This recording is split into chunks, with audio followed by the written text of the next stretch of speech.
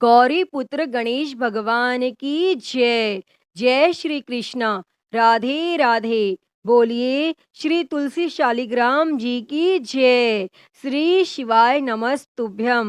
प्रिय भक्तजनों, आज मार्गशीर्ष मास के शुक्ल पक्ष की द्वादशी तिथि है और आज मोक्षदा एकादशी के व्रत का पारण का दिन है। यानी जिन लोगों ने कल मोक्षदा एकादशी का व्रत रखा था वे आज अपना व्रत खोलेंगे और आज का दिन बड़ा ही शुभ और मंगलकारी है। एकादशी के व्रत के पारण के दिन तुलसी माता और लक्ष्मी माता जी की कथाओं को सुनने से ही व्रत पूर्ण माना जाता है और समस्त मनोकामनाएं पूर्ण होती हैं। और जिन लोगों ने व्रत नहीं भी रखा है उन्हें भी द्वादशी के दिन तुलसी माता की कथाओं को सुनने से धन संपत्ति और अनंत शुभ फलों की प्राप्ति होती है। तो भक्तजनों, आइए भगवान श्री लक्ष्मी नारायण जी के चरणों का ध्यान करते हुए बड़ी ही श्रद्धा, ध्यान पूर्वक और प्रसन्न चित्त मन से इन कथाओं को सुनते हैं। किंतु एक बात का विशेष ध्यान रखिएगा कि इन कथाओं को पूरा अवश्य सुनिए। आधी अधूरी कथाओं को सुनने से पूर्ण फल प्राप्त नहीं होता। तो सभी प्रेम से बोलिए तुलसी शालिग्राम जी की जय। श्री लक्ष्मी नारायण भगवान की जय। श्री राधा कृष्ण भगवान की जय। कथा के अनुसार एक कुटुंब में ननंद तथा भाभी साथ रहती थी। ननंद का विवाह अभी नहीं हुआ था। वह तुलसी के पौधे की बहुत सेवा करती थी, लेकिन उसकी भाभी को यह सब बिल्कुल भी पसंद नहीं था।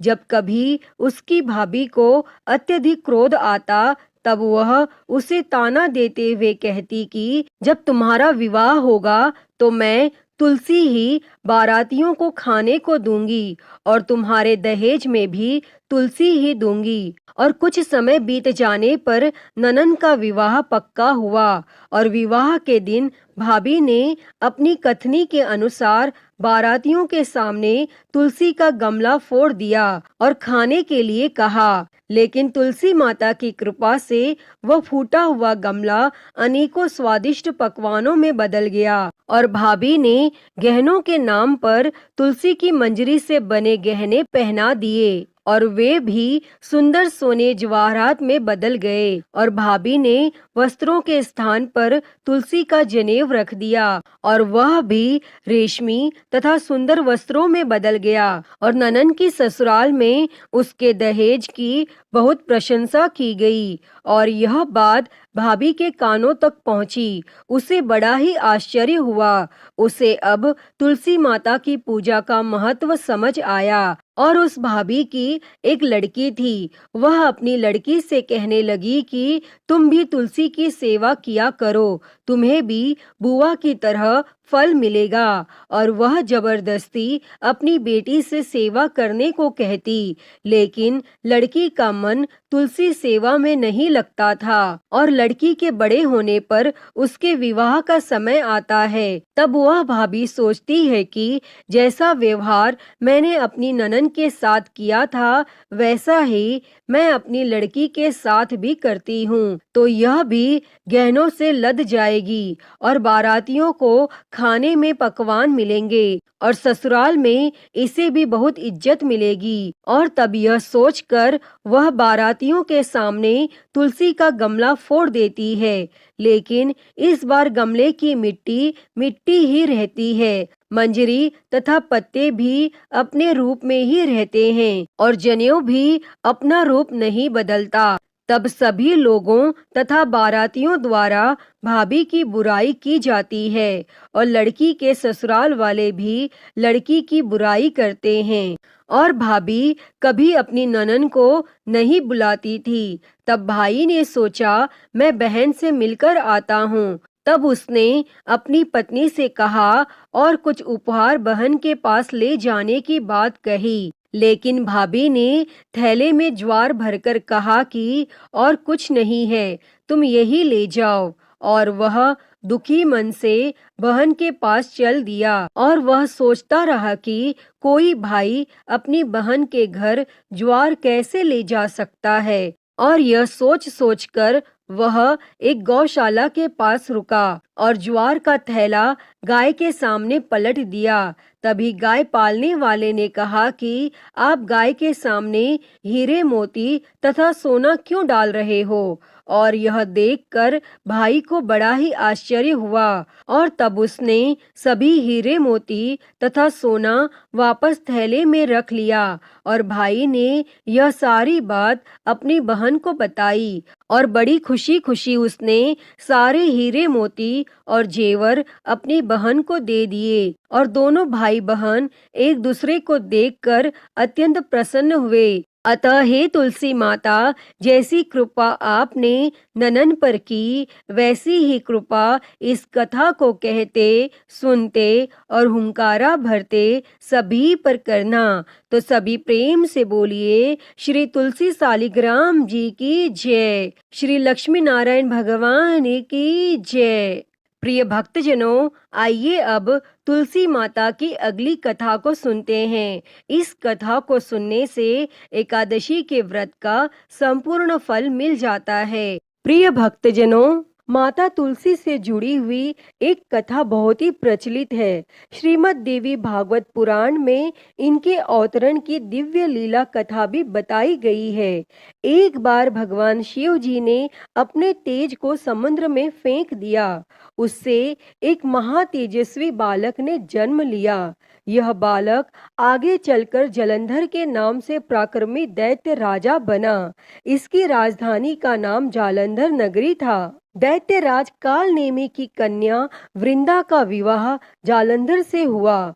जालंधर महाराक्षस था। अपनी सत्ता के मद में चूर उसने माता लक्ष्मी को पाने की कामना से युद्ध किया, परंतु समुद्र से ही उत्पन्न होने के कारण माता लक्ष्मी ने उसे अपने भाई के रूप में स्वीकार किया और वहां से पराजित होकर वह देवी पार्वती को पाने की लालसा से कैलाश पर्वत पर गया और वह जालंधर भगवान देवाधिदेव शिव जी का रूप धरकर माता पार्वती के समीप गया, परंतु मां ने अपने योग बल से उसे तुरंत पहचान लिया तथा वहां से अंतर ध्यान हो गईं। तब देवी पार्वती ने क्रुद्ध होकर सारा वृत्तांत भगवान विष्णु को सुनाया और जालंधर की पत्नी वृंदा अत्यंत पतिव्रता स्त्री थी। उसी के पतिव्रत धर्म की शक्ति से जालंधर न तो मारा जाता था और न ही पराजित होता था। इसीलिए जालंधर का नाश करने के लिए वृंदा के पतिव्रत धर्म को भंग करना बहुत जरूरी था। इसी कारण भगवान विष्णु ऋषि का वेश धारण कर वन में जा पहुंचे और जहां वृंदा अकेली भ्रमण कर रही थी और भगवान के साथ दो मायावी राक्षस भी थे, जिन्हें देखकर वृंदा भयभीत हो गई और भगवान विष्णु जो कि ऋषि के वेश में थे, उन्होंने वृंदा के सामने पल में दोनों को भस्म कर दिया और उनकी शक्ति देखकर वृंदा ने कैलाश पर्वत पर महादेव के साथ युद्ध कर रहे अपने पति जालंधर के बारे में पूछा। तब ऋषि ने अपने माया जाल से दो वानर प्रकट किए। एक वानर के हाथ में जालंधर का सिर था तथा दूसरे हाथ में धड़। और अपने पति की यह दशा देखकर वृंदा मूर्छित होकर गिर पड़ी और होश में आने पर उन्होंने ऋषि रूपी भगवान से विनती की कि वह उसके पति को जीवित करें। तब भगवान ने अपनी माया से पुनः जालंधर का सिर धड़ से जोड़ दिया, परंतु स्वयं भी वह उसी शरीर में प्रवेश कर गए। वृंदा को इस छल का जरा आभास न हुआ। जालंधर बने भगवान के साथ वृंदा पतिव्रता का व्यवहार करने लगी, जिससे उसका सतीत्व भंग हो गया और ऐसा होते ही वृंदा का पति जालंधर युद्ध में हार गया। और इस सारी लीला का जब वृंदा को पता चला तो उसने क्रुद्ध होकर भगवान विष्णु को शीला होने का श्राप दे दिया तथा स्वयं सती हो गई। जहां वृंदा भस्म हुई वहाँ तुलसी का पौधा उगा। और भगवान विष्णु ने वृंदा से कहा, हे वृंदा, तुम अपने सतीत्व के कारण मुझे लक्ष्मी से भी अधिक प्रिय हो गई हो। अब तुम तुलसी के रूप में सदा मेरे साथ रहोगी, और जो कोई भी मनुष्य मेरे शालिग्राम रूप के साथ तुलसी का विवाह करेगा, उसे इस लोक और परलोक में विपुल यश प्राप्त होगा। प्रिय भक्तों, जिस घर में तुलसी होती है, वहाँ यम के दूत भी असमय नहीं जा सकते। गंगा व नर्मदा के जल में स्नान तथा तुलसी का पूजन बराबर माना जाता है। चाहे मनुष्य कितना भी पापी क्यों न हो, मृत्यु के समय उसके प्राण मंजरी रहित तुलसी और गंगा जल मुख में रखकर निकल जाते हैं। वह पापों से मुक्त होकर बैकुंठ धाम को प्राप्त होता है। जो मनुष्य तुलसी व आंवलों की छाया में अपने पितरों का श्राद्ध करते हैं, उसके पितर मोक्ष को प्राप्त होते हैं। तो सभी प्रेम से बोलिए, तुलसी शालिग्राम जी की जय। श्री लक्ष्मी नारायण भगवान की जय। प्रिय भक्तजनों, आइए अब तुलसी माता और भगवान गणेश की कथा को सुनते हैं। इस कथा को सुने बिना तुलसी विवाह व्रत पूर्ण नहीं माना जाता। एक समय नव यौना संपन्न तुलसी देवी नारायण परायण होकर तपस्या के निमित्त से तीर्थों में भ्रमण करती हुई गंगा तट पर पहुंची। वहां पर उन्होंने गणेश जी को देखा, जो कि तरुण युवा लग रहे थे। अत्यंत सुंदर, शुद्ध और पीतांबर धारण किए हुए थे। आभूषणों से विभूषित थे। सुंदरता जिनके मन का अपहरण नहीं कर सकती, जो कामना रहित, जितेंद्रिय में सर्वश्रेष्ठ, योगियों के योगी तथा जो श्री कृष्ण की आराधना में ध्यान रत थे।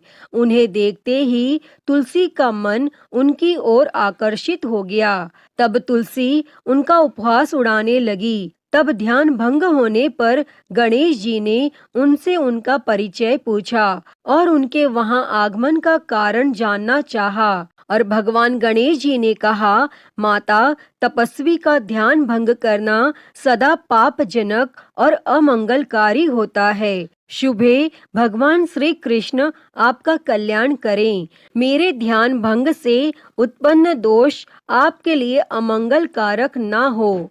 तब इस पर तुलसी जी ने कहा, प्रभु, मैं धर्मात्मज की कन्या हूँ और तपस्या में संलग्न हूँ। मेरी यह तपस्या पति प्राप्ति के लिए है, अतः आप मुझसे विवाह कर लीजिए। और तुलसी की यह बात सुनकर बुद्धि श्रेष्ठ गणेश जी ने उत्तर दिया, हे माता, विवाह करना बड़ा भयंकर होता है। मैं ब्रह्मचारी हूँ। विवाह तपस्या के लिए नाशक, मोक्ष द्वार के रास्ते बंद करने वाला, भव बंधन की रस्सी, संशयों का उद्गम स्थान है। अतः आप मेरी ओर से अपना ध्यान हटा लें और किसी अन्य को पति के रूप में तलाश करें। तब कुपित होकर तुलसी ने भगवान गणेश जी को श्राप देते हुए कहा कि आपका विवाह अवश्य होगा। तब यह सुनकर शिवपुत्र गणेश ने भी तुलसी को श्राप दिया कि देवी, तुम भी निश्चित रूप से असुरों द्वारा ग्रस्त होकर वृक्ष बन जाओगी। और इस श्राप को सुनकर तुलसी जी ने व्यथित होकर भगवान श्री गणेश की वंदना की। तब प्रसन्न होकर गणेश जी ने तुलसी से कहा, हे मनोरमे, तुम पौधों की सारभूता बनोगी और समयानंतर से भगवान नारायण की प्रिया बनोगी। सभी देवता आपसे स्नेह रखेंगे, परंतु श्री कृष्ण के लिए आप विशेष प्रिय रहेंगी। आपकी पूजा मनुष्यों के लिए मुक्तिदायिनी होगी तथा मेरे पूजन में आप सदैव त्याज्य रहेंगी। ऐसा कहकर गणेश जी पुनः तप करने चले गए। और इधर तुलसी देवी दुखित हृदय से पुष्कर में जा पहुंची और निराहार रहकर तपस्या में संलग्न हो गईं। तत्पश्चात गणेश जी के श्राप से वह चिरकाल तक शंखचूर्ण की प्रिय पत्नी बनी रही। जब शंखचूर्ण शंकर जी के त्रिशूल से मृत्यु को प्राप्त हुआ तो नारायण प्रिया तुलसी का वृक्ष रूप में प्रादुर्भाव हुआ और इस कथा में बताई गई वजह से ही भगवान श्री गणेश की पूजा में तुलसी निषिद्ध मानी गई है। किंतु तुलसी माता को समस्त पूजन कर्मों में प्रमुखता दी जाती है। साथ ही मंदिरों में चरणामृत में भी तुलसी जी का प्रयोग होता है तथा ऐसी कामना होती है कि यह अकाल मृत्यु को हरने वाली तथा सर्व व्याधियों का नाश करने वाली हैं। तो सभी प्रेम से बोलिए श्री तुलसी शालिग्राम जी की जय, श्री लक्ष्मी नारायण भगवान की जय। प्रिय भक्तजनों, तो आइए अब सुनते हैं तुलसी माता से जुड़ी हुई एक और कहानी। एक बुढ़िया माई थी। वह तुलसी माता को रोज सींचती और कहती कि हे तुलसी माता, सबकी दाता, मैं तेरा बिड़ला सींचती हूँ, मुझे बहू दे, पीताम्बर की धोती दे, मीठा मीठा घास दे, बैकुंठ में वास दे, चटक की चाल दे, पटक की मौत दे, चंदन का काठ दे, रानी सा राज दे, दाल भात का भोजन दे, ग्यारस की मौत दे, कृष्ण जी का कंधा दे। और वह बुढ़िया माई रोज तुलसी माता को सींचती और यही कहती। तब तुलसी माता यह सुन सुनकर सूखने लगीं। तो एक दिन भगवान श्री कृष्ण ने पूछा कि हे तुलसी, तुम क्यों सूख रही हो? तब तुलसी माता ने कहा कि एक बुढ़िया रोज आती है और यही बात कह जाती है, मैं सब बात तो पूरा कर दूंगी, लेकिन कृष्ण का कंधा कहाँ से लाऊंगी? तब भगवान श्री कृष्ण बोले, जब वो मरेगी तो मैं अपने आप कंधा दे दूंगा, तू बुढ़िया माई से कह देना। और फिर जब बुढ़िया माई मर गई, सब लोग आ गए और जब माई को ले जाने लगे तो वह किसी से न उठी। तब भगवान एक 12 बरस के बालक का रूप धारण करके आए। तब उस बालक ने कहा, मैं माई के कान में एक बात कहूंगा तो बुढ़िया माई उठ जाएगी। और बालक ने कान में कहा, बुढ़िया माई मन की निकाल ले, पीताम्बर की धोती ले, मीठा मीठा घास ले, बैकुंठ का वास ले, चटक की चाल ले, पटक की मौत ले, कृष्ण जी का कंधा ले। तब यह सुनकर बुढ़िया माई हल्की हो गई। तब भगवान श्री कृष्ण ने कंधा दिया और बुढ़िया माई को मुक्ति मिल गई। हे तुलसी माता, जैसे आपने उस बुढ़िया माई को मुक्ति दी, वैसी ही मुक्ति इस कथा को कहते, सुनते और हुंकारा भरते को देना। तो बोलिए तुलसी माता की जय, वृंदावन बिहारी लाल की जय। प्रिय भक्तजनों, तो मैं उम्मीद करती हूँ कि आपको आज की यह कथाएं बहुत ही पसंद आई होंगी और अगर वीडियो अच्छी लगी हो तो इसे लाइक करें, ज़्यादा से ज़्यादा शेयर करें और कमेंट बॉक्स में तुलसी माता की जय लिखना ना भूलें और महाकाल भक्ति ज्ञान चैनल को सब्सक्राइब कर नोटिफिकेशन बेल को ज़रूर ऑन कर लें। हर हर महादेव। धन्यवाद।